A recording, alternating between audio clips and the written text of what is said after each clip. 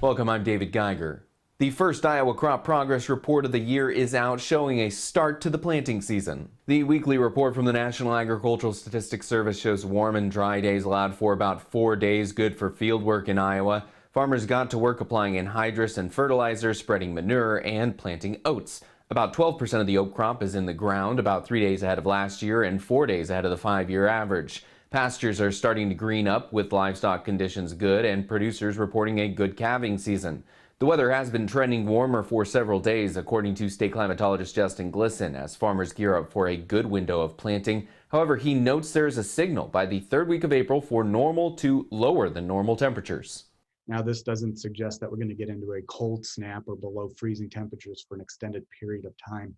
But one thing that farmers should take into account, given that it looks like we'll have a pretty good early planting window, or at least get started planting, is that there's always a probability of a late season frost or freeze getting into the end of April into May. Glisson adds there have been windier than normal days for Iowa. If you combine that with the warm weather, topsoil tends to dry out. However, the state has seen more rain than normal, so there have been some drought condition improvements.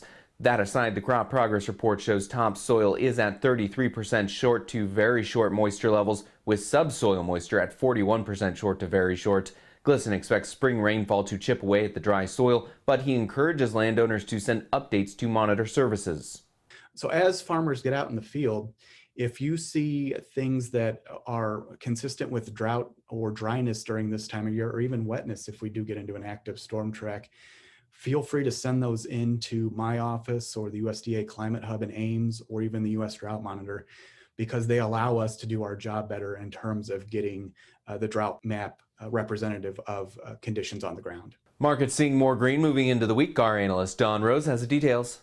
The grain market's kind of having a turnaround Tuesday, getting a little bit of support underneath the market. Still no real solid signs of rationing, so that's supporting the old crop grain.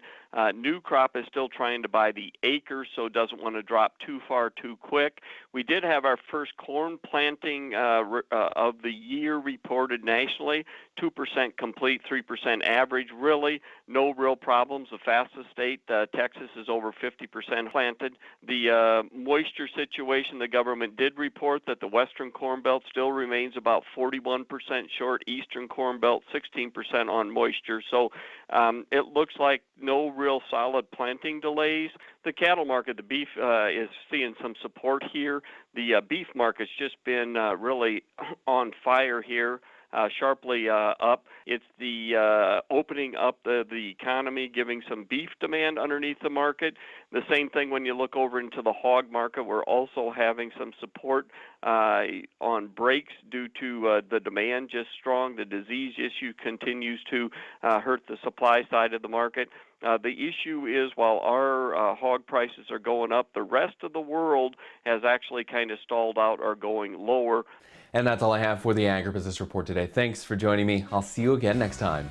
We have our stories online. Head over to WHO13.com, click News, and then Agribusiness.